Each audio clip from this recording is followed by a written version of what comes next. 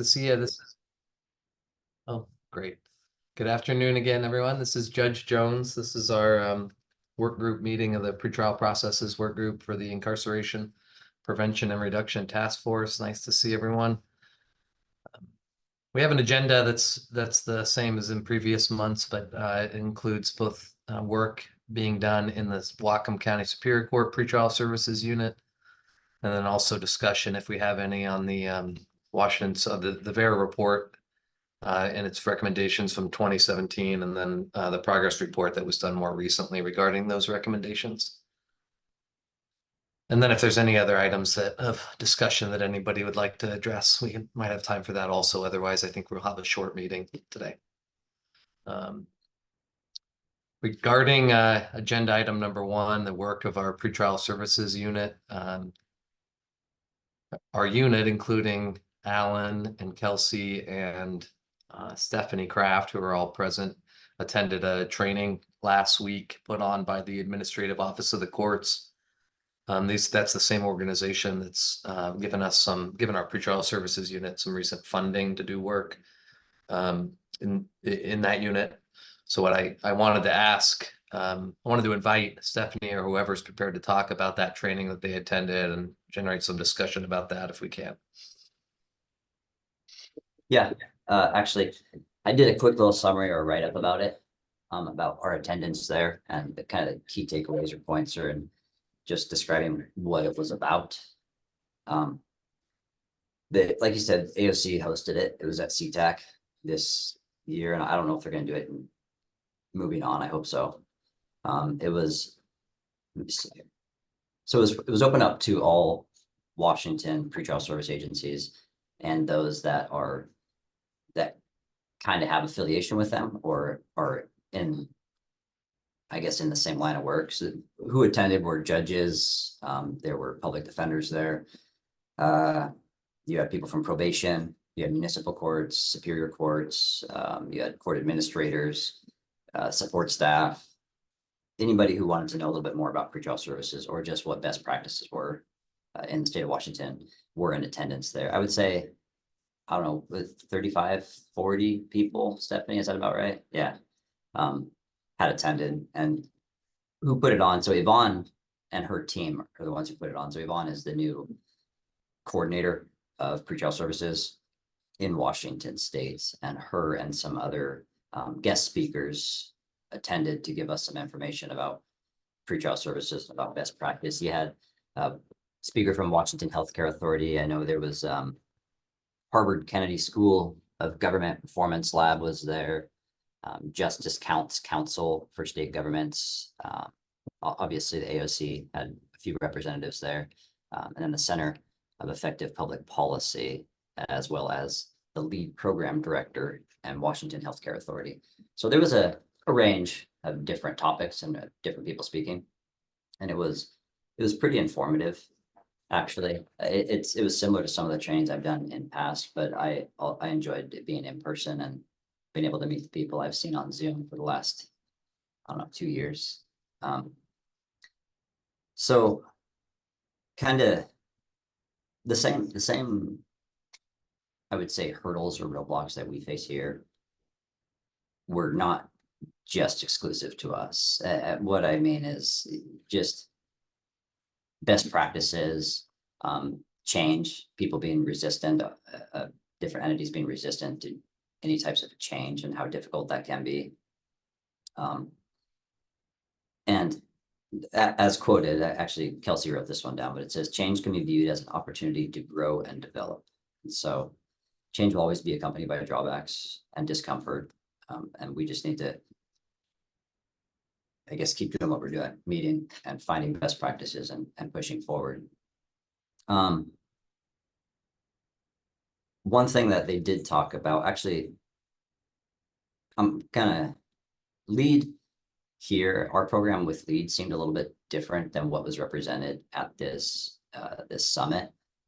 LEAD, being used in other areas of the state, is used more as a diversion program for those facing charges. They can be diverted to LEAD, which I would assume is where the name came from. and they're used more as kind of a diversion for avoiding criminal charges. So that was a little bit different than how I interpret lead in this area. But it was still good to hear how it's being used around the state. I'm reviewing my notes at the same time as I'm talking, so if there's long periods of silence, Stephanie or Kelsey can jump in and say some more.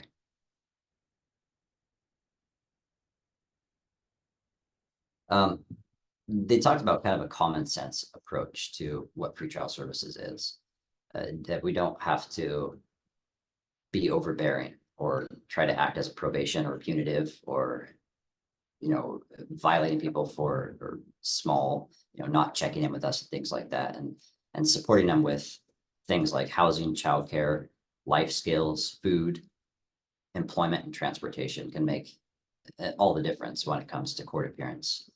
And a statistic or something that they did point out is that a majority of people that are facing pretrial charges are successful. A majority of them do succeed. 80%, they say, succeed with pretrial release.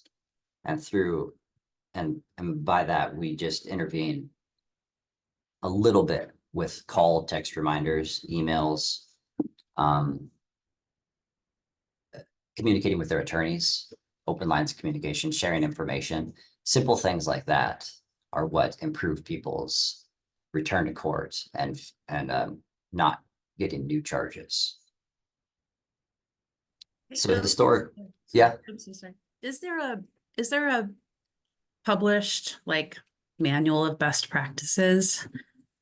We had, yes, sorry to interrupt. They sent us a whole bunch of stuff, and we'd be happy to forward that to you. Yeah, I'd be interested to see that. And I am encouraged, and I'm glad there were public defenders there. I'd love to hear about this meeting for next year if it happens again, because I would consider going. I think that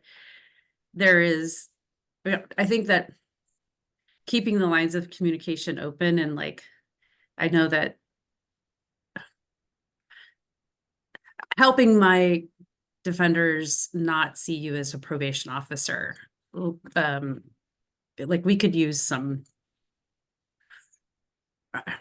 Yeah, I think it's hard that I think they see you as a probation officer, to be frank.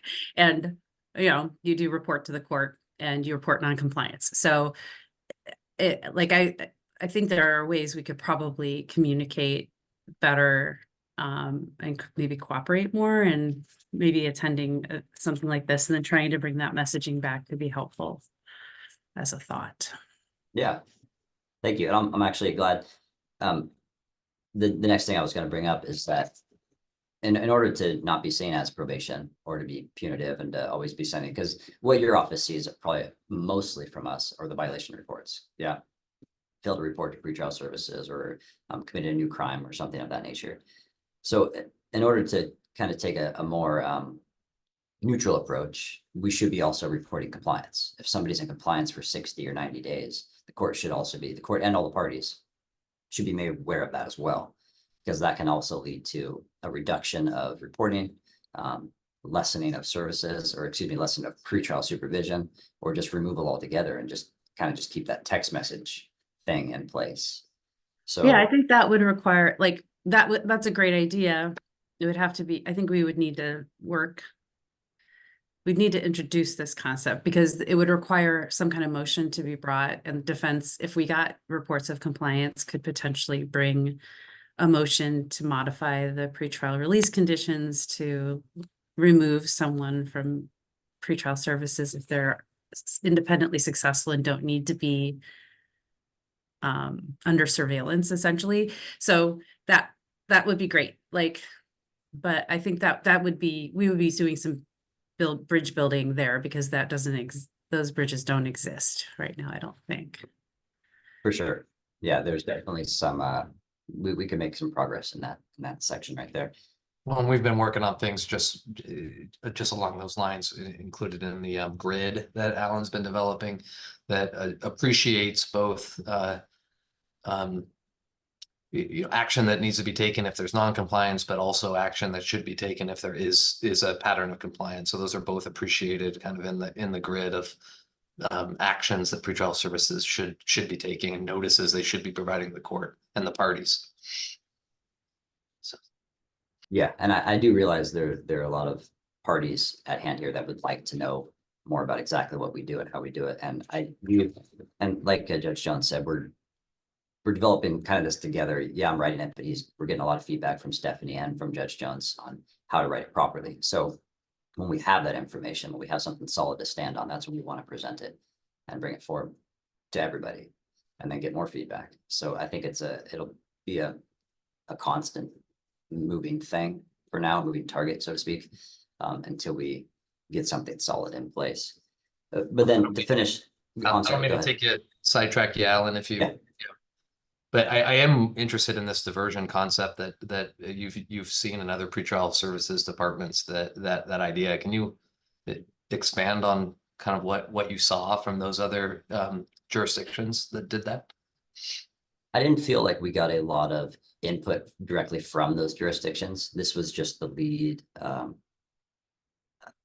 head of the lead program, the director, speaking of how lead should function and how it does function. So I don't have any firsthand experience of that. I don't know if Stephanie and her dealings with when she goes out to her administrative meetings has heard anything about that. I haven't heard directly from courts, but I know that the model presented from the folks that are running lead is that instead of that case coming to court, it's the handoff, like an actual diversion, and that they describe something that sounds a little bit more like how we do some of the therapeutic court work. Like if there's challenges or something that's not working, they're really coming to the table, working together with how do we support this person? How do we make a change differently? And their assigned lead case manager, in those programs using it as a true diversion, they have like a memorandum of understanding with, I would say with the court, with the prosecutor's office on what that case manager's role is. So the idea is that the participants in that program are not worse off because of their participation. So that would be things like lead, maybe they know of, let's say, criminal activity that's happening, and they're not gonna throw their client under the bus, but they might say, I don't have, there's no additional information right now on how my client's doing in services or something like that. But there's an agreement with how this works and how these parties work together to really support diversion, it being a true diversion program. I think Maya Lisa has her hand up. Yeah, so Judge Jones, I don't want to give like a total history lesson on lead, but I'll just say that in Whatcom County, we use it as a social contact referral system, right? So we've got system members making referrals. Some people have active criminal cases, some people don't, but they all have to have had some contact with two contact points with law enforcement within the last 2 years or more. I'm aware. I don't mean to interrupt you. I'm aware of how lead works. I guess what I was wondering was whether that was a service referral that the pretrial services departments in these counties used, like a cooperation point, or whether they would themselves, the court staff, were conducting the diversion obligations to the programs, but it sounds like it's through lead, through a third-party service provider. Is that right? So lead is doing the service, but the referrals are actually like cases that would have been filed in court. So like a diversion that way. Yeah, they're talking about programs that actually divert from the police officers in the field. But I mean, Alan, you make referrals to lead. I see referrals come in every other week from pretrial services, but yeah. As far as, we don't have to get back on this topic. I pretty much summarized everything about what we attended, and kind of what it was about. As far as the material, it came in the form of, I think, 4 or 6 different PowerPoints I can get those out to the group for review if you're all interested. And mind you, some of the PowerPoints, when you read them by themselves at face value, you have to understand there was a person speaking on them. His name was Kelvin, who was a very dynamic speaker who would also expand on the PowerPoint as well. So I wouldn't say you'd miss a lot of the details, but all the details are there. But he was a fantastic speaker as well. I mean, I think that this body should have a very good understanding of what the best practices are, and you probably do, and Kelsey probably does, and Stephanie probably does, but like I haven't reviewed those materials, and maybe maybe it would be worthwhile at a meeting like this to have a presentation from someone like Kelvin just to outline, or one of you even to summarize what the best practices are so that we have a knowledge base here, because I don't think we've ever done that. Yeah, that's fair. I think I did want to add that the district court was also present with us, and I know that they couldn't be here today, but they were active participants in the summit as well, which I think was a huge benefit to our county. Peter, did you have a question? Yeah, Alan, thanks so much for the report. You mentioned something called Performance Lab. Was that around measures and data from pretrial services? Anything to report there? Was there some good practices that you feel like we could take on here, or? So the Harvard Kennedy School Government Performance Lab. Mm-hmm.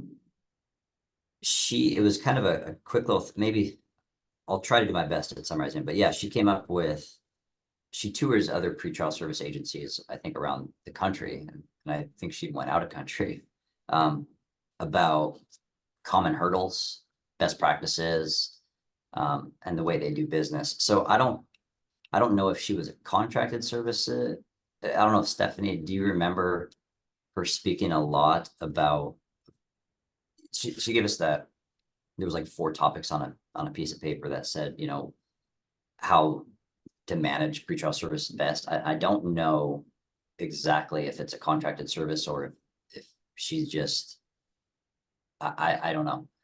Okay, I was just interested in if there was discussion or information about best ways to measure success in a pretrial services program, anything that we are not doing now, you know, that we might want to adopt. So if you ever run into anything like that, I'd be very interested to hear about it. Thank you. Some of the common pitfalls and things that she's found in her work is that programs haven't had a standard condition policy that limits condition use, so that there's a way, if you're on pretrial and successful, you know, for a certain amount of time, that you come off a pretrial, even if your case hasn't resolved. Definitely data collection, and that was something that everyone is struggling with across our state, because there's not an easy way to pull some of that data. She talked about drug testing and how it's been used in some courts and not used in other courts, and what that looks like, and why maybe that's not the best thing is to do on pretrial. She talked about looking at release rates, really having an understanding of what you're actually doing in practice. So again, back to data and data collection, and then figuring out how are you going to respond and report on violations, like having a structure to it where there's like an understanding within all that court work group of how this operates. So really getting things written down, having buy-in from everyone that is working in the court, and having data, and then looking at the data to further refine what it is you're doing. So they offer through them these labs are done by grad students, and they take on a certain number of programs each year to kind of walk through solving some of these kind of issues with different programs that they do in I think they do it in the spring.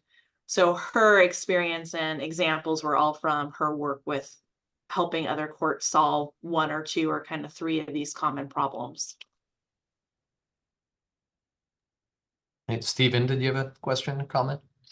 Yeah, I think it follows on Stephanie's report and Peter's question. What I heard Alan summarizing were some discussions about sort of the process and best practices. And I mean, I go back to the reason we have this group is the Vera report and its conclusion that we were holding way too many people pre-trial, mostly for inability to meet bail, and that we should be releasing more people with monitoring and even higher severity kinds of defendants. And I gather we're still not tracking much of that, and maybe we're not at all different from most jurisdictions. But I look at Peter, there are conversations starting now on what data to get and how to get it across the system. And it seems to me that we are a little sort of corner of some of these discussions, but a really important corner, it seems to me.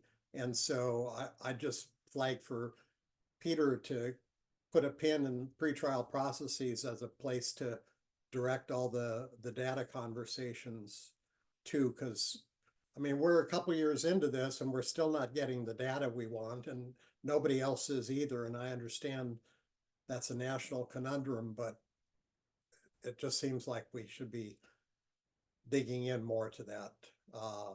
Because I don't know what success means other than coming back when your case is called, and it doesn't even necessarily mean not committing new crimes. So we're not grappling with the outcomes so much as we are figuring out how nice and supportive to be in the process, which is important, but it's not the whole ball of wax. I will say, I don't think we're not collecting any data. I mean, I have started collecting data.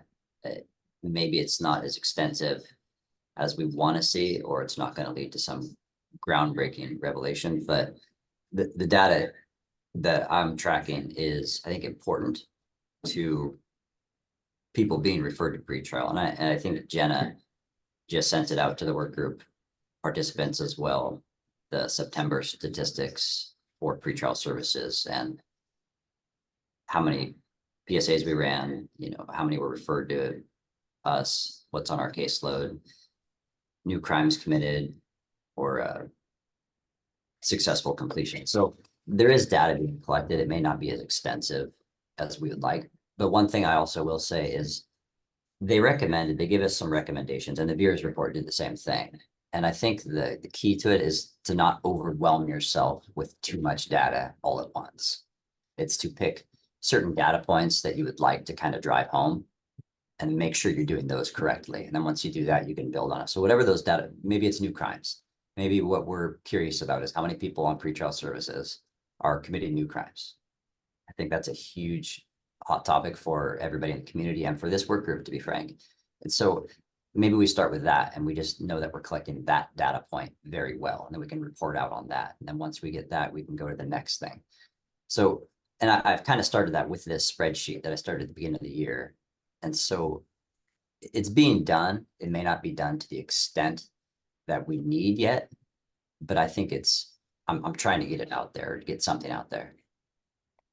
Thank you. I'm very encouraged by that response, Alan, and what you seem to be doing, which I think I underestimated. So, like I said, I'm encouraged by that. I would like to see this group getting those reports every month from you. And I would also, because I think you and Stephanie and Kelsey are the experts on this to a certain extent, I'd like to understand your thoughts of the best way to track. And I agree with you that new crimes would be the singular first priority focus for us. if there's a way that you can see to best collect that and best report it, I'd be interested in that and having us discuss that, endorse it. Maya? Thanks. I just opened your report and I'm looking at it and I had a question about the violations portion. That's lines 23 and 24. It's new criminal activity, alleged misdemeanor or felony charge, and then there 24 is new violent criminal activity. Are those getting counted? Like, does new criminal activity include the violent criminal activity, or are those separated? Do you know what I'm saying? Like, were there 8 in September, or were there 4 and they were all violent? Do you see what my question is? Yeah, I see exactly what your question is. No, I separate them. So let's say if they picked up an assault 4, I don't count that as new criminal activity under the misdemeanor prong and under the violent prong. It's just, it would Okay, just so there be- were 8 in September. Correct. Okay, thank you. Yes. And those are categorized out that way because they trigger different responses under the policies of pretrial services. That's why they're. Sorry, Peter. Oh, I don't want to dive too much further into data, but I just wanted to tell you about something that I've been reviewing called Measures for Justice. And I believe that they have a pretrial services toolkit, or there's a prosecutors and a public defenders toolkit. We might be able to find best practices for data collection from Measures for Justice, which is a nationwide data collection at the county level for criminal justice. And if there is some work already done there, it would be interesting. I'd love to have you review it and see what you thought of it. So I'm not giving you any work myself. I'm just saying that that is a resource there that could be reviewed, and we may be coming to soon, hopefully, with questions about and practices. So anyway, thank you very much. Just wanted to throw that out there. That's great. I'll pull that up and look into it too and see if there's something there. This that a large portion of this training that these folks went to, especially that as it concerned best practices, was put on and put together. I'm seeing now by this Advancing Pretrial Policy and Research Group, which is the same organization that has done incredible work here. And Stephen, the put together the study that you sent me to look at last month. So there is some confidence that we're getting at least the most current thought research about these things, best practices that we can start building around as we kind of interpret all of this information.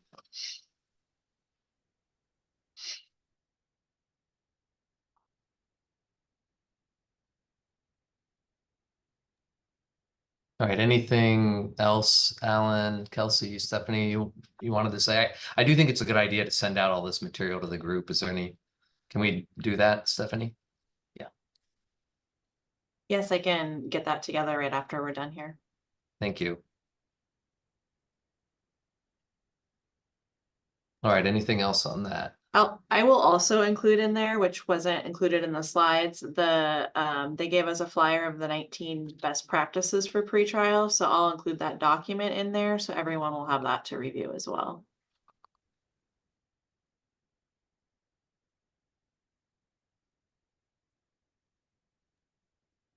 All right. I didn't have anything else particular prepared to discuss. So is there any topics of conversation anyone would like to add to the agenda or bring up?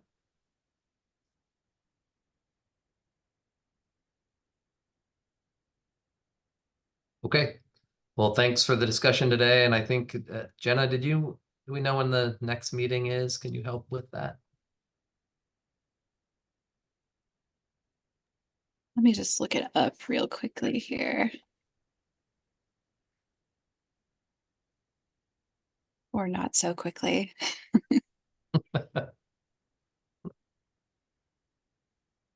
Let's see.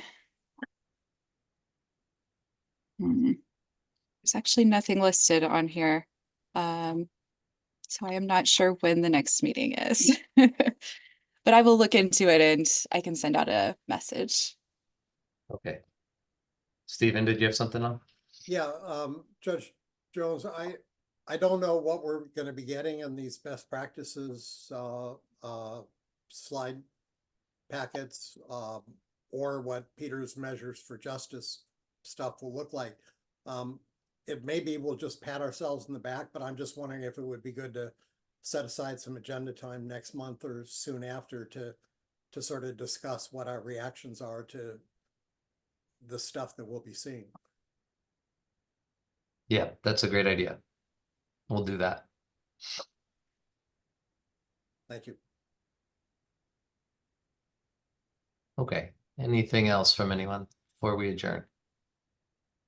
It looks like you've got someone in attendance who would like to talk. It's Dean White. Okay, great. Thank you, Jenna. Yeah, go ahead, Dean. I'm with the health department, and I'm managing the contract with Village Reach that's been contracted to do the performance measurement plan for the Justice Project. And I just would ask that the materials that you've referred to, if you could include me on the list to receive those things so that I can share them with the consultant. I mean, I think part of the process is to make sure the consultant is up to speed on work that's already in progress or resources that have already been identified. That would be very helpful. We'll add you to the list, Steve. No problem. Thank you. All right. Thank you, everybody, for being here again. And we'll find out when the next meeting is, and I'll see everybody then. I'll add some agenda items to so we can discuss these materials and whatever else we might need to discuss. So Have a good weekend. thank you.